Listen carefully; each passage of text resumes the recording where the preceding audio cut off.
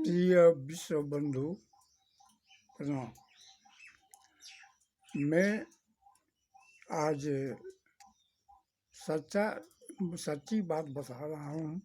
सच्ची बात यह है कि मेरे साथ जो कुछ हुआ वो आपको पूरा हम शेयर नहीं किए, नहीं बताए, लेकिन आज थोड़ा सा मैं बता देता हूँ। क्योंकि मैं बोकारो स्टील सिटी जो झारखंड में है, वहाँ मैं एम्प्लॉई था कोऑपरेटिव क्रेडिट सोसाइटी में, जिसका सीनियर और जूनियर लोगों के कुचक का षड्यंत्र में फंसकर बहुत परेशान हुए, बहुत टॉर्चर भी हुआ। और मेरे संकल्प में जो माता पिता, भाई बहन, बहनोई, भावज, पत्नी जो भी था, सब संकल्प को उलट करके उन लोगों ने इतना टॉर्चर किया, इतना दंड दिया कि सबका जो है स्वास्थ्य बिगड़ गया और घर में तरह तरह का हानि होने लगा। यहाँ तक कि छोटा भाई का नौकरी नहीं चला गया, नौकरी नहीं कर पाया, जिसके चलते 2 करोड़ का नुकसान।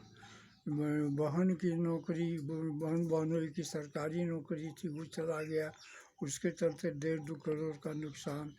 और मेरा वेतन को तो आधा वेतन कर दिया, उसमें भी नुकसान, आधा नुकसान, लाखों का नुकसान।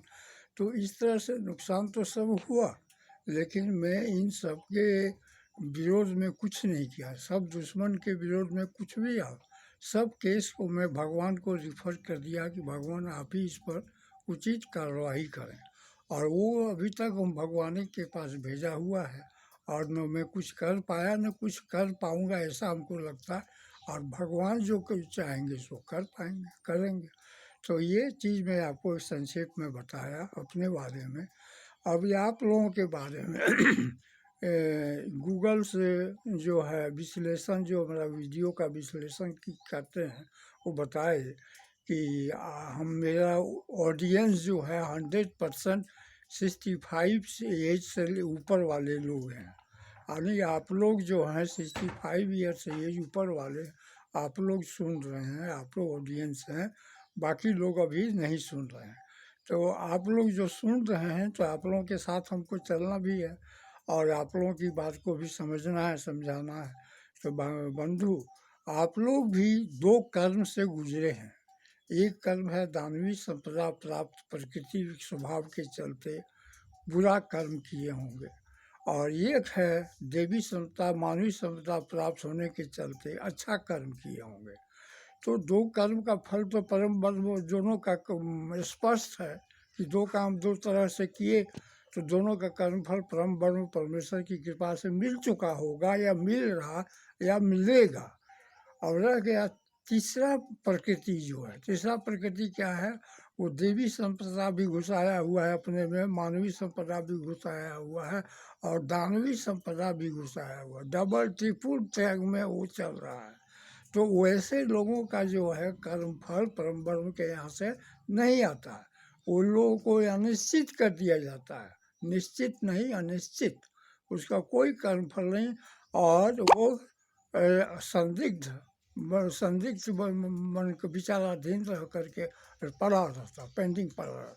जब वो क्लियर करेगा कि हम एक रास्ते के हैं पथिक, एक ही रास्ते पर हैं, या तो देवी संपदा या दानवी संपदा, तभी उनको कर्मफल कुछ बनेगा, तब उनको कर्मफल मिलेगा। जब तक 2-3 रास्ते पर रहेगा, उनको मंजिल नहीं मिलेगा, न कर्मफल मिलेगा। एक चीज़ ये सुनना बता दिए। तो इस तरह से आप कौन हैं, क्या हैं, आप अपना आत्मचिंतन करके खुद पता कर लिए होंगे कि आप किस संपदा के हैं। तो यदि 2 में है, अलग अलग का है, ये वो देवी संपदा, दानवी संपदा अलग अलग है, तो कोई चिंता की बात नहीं। परम ब्रह्म परमेश्वर आपको कर्म फल देंगे और आपको उचित मार्गदर्शन मिलेगा, और हमसे भी फायदा होगा ही। अलग या जो दोनों मिक्स है, दोनों मिल के डबल ट्रिपल ट्रैक में चल रहे हैं, उनको जो बड़ा मुश्किल है। वो मुश्किल उनका आसान तभी होगा जब वो एक ट्रैक को, एक रास्ते पर चलें, जो बाकी रास्ता हटा दें। तो ये मैं आपको यही कह रहा हूँ कि 2 रास्ते नहीं, जीवन का एक रास्ता है। एक रास्ते पर चलिए, मंजिल मिलेगा, चाहे वो पाप का हो या पुण्य का हो, मंजिल तो मिल रहा है, कर्म फल मिल रहा है। और दोनों अगर लेके चलेंगे तो गड़बड़ हो, अनिश्चित रह जाएंगे, पेंडिंग रह जाएंगे, विचाराधीन में रह जाएंगे। इसलिए इस चीज़ को स्पष्ट मैं कर दिया हूँ। अब आइए कि आपको लेके हमको चलना है और आपको भी उत्साहित करना है। देखिए हम लोग 60 बरस से ऊपर हो गए हैं तो हम लोग को दिनचर्या बदल गया। दिनचर्या जो उस युवा के समय था वो तो नहीं होगा। खूब सवेरे जल्दी जल्दी सो जा 8 बजे 8:30 बजे तक नींद में सो जाना, फिर सवेरे 4 बजे जग जाना और 5 बजे तक जो है मॉर्निंग वॉकिंग करना, 1 घंटा वॉकिंग करना। फिर आपको दिशा मैदान से होके फिर हुआ तो फिर योग में बैठ जाए, स्नान करके पूजा करके योग में अगर ज़रूरत है तो कम से कम एक प्राणायाम योग जरूर करें। और नहीं कर पाते हैं, अगर कोई दिक्कत है शरीर में तो ध्यान योग अवश्य करें, ध्यान में ही सब कुछ लावें और सांस कम बेसी जो चलता है उसे चलने दें। और इस तरह से ये दिनचर्या हुआ। खाने में जो है आधा पेट खाइए, भरपेट भोजन कोई मत कीजिए, आधा पेट भोजन कीजिए, वही सुपाच्य होगा, वही पच जाएगा। निरामिष है तो बहुत अति उत्तम, मांसाहारी है तो पचने की शक्ति नहीं है तो फिर आप मत मांसाहारी में जाइए। अब रह गया कि आपको घर परिवार संसार उसको त्याग दीजिए। घर परिवार संसार को हम नहीं लेके चलेंगे। हम वो जिम्मेवारी हम अपने पुत्र पोता या भतीजा किसी को भी देखे, हम अपना संसार से मुंह मोड़ लिए। संसार ने जो दिया उसी तरह आप भी संसार को लौटा दिए, सब कुछ दे दिए। घर परिवार भी संसार हिस्सा, यही सबको खिला पिला के रुपया पैसा सब दे के निश्चिंत हो गए। अब आप रह गया ये भी पेंशन का युग चल रहा है, पेंशन सबको मिल रहा है। यदि आपको मिला है तो अति उत्तम, नहीं मिला है तो आप कोशिश करें और पेंशन अवश्य लें। उससे क्या होगा, आपका आत्मविश्वास आत्मबल बढ़ेगा।